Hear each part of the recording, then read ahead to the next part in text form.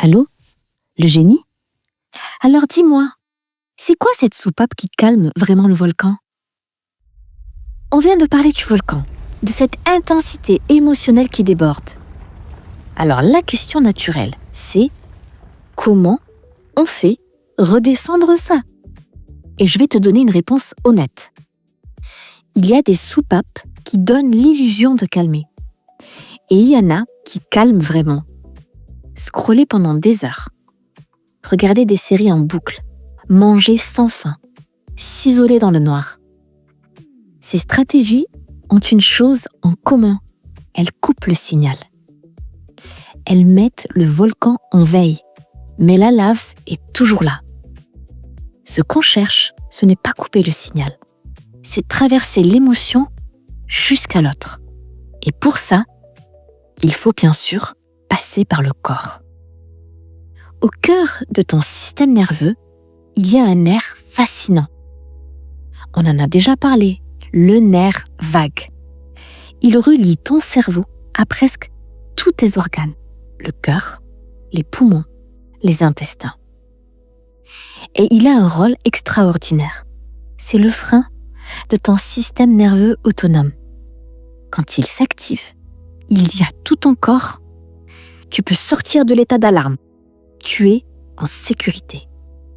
La théorie polyvagale distingue 3 états du système nerveux autonome. L'état sécure, le nerf vague ventral activé, donc c'est le calme, c'est la connexion. L'état de mobilisation, c'est le système sympathique. Et là, on est en mode combat ou fuite. Et l'état d'immobilisation. Et là, c'est le nerf vague dorsal. Là, on est dans l'effondrement, dans la dissociation. Les activateurs puissants du nerf vague incluent le chant, c'est des vibrations pharyngées, la respiration lente et profonde. Donc là, on est dans la cohérence cardiaque. Le contact social sécurisant. Et puis, le mouvement rythmique. Ces activateurs ne sont pas des métaphores.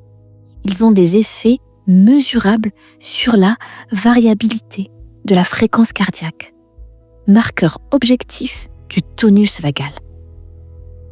Donc, concrètement, ce qui active le nerf vague, la respiration lente et profonde.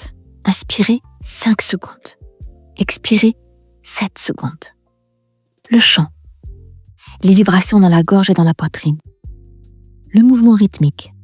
Marcher. Danser. Se balancer. Le contact social sécurisant. Une voix calme. Une présence bienveillante. Ce n'est pas du développement personnel générique. C'est de la neurobiologie appliquée. Et chaque fois que tu utilises l'une de ces soupapes, tu entraînes ton système nerveux à sortir de l'alarme plus vite. Tu construis une capacité, brique par brique. Dans le prochain épisode, on va parler de la honte. Parce que c'est souvent elle qui bloque la soupape avant même qu'on puisse l'ouvrir. Allez le génie, à la prochaine.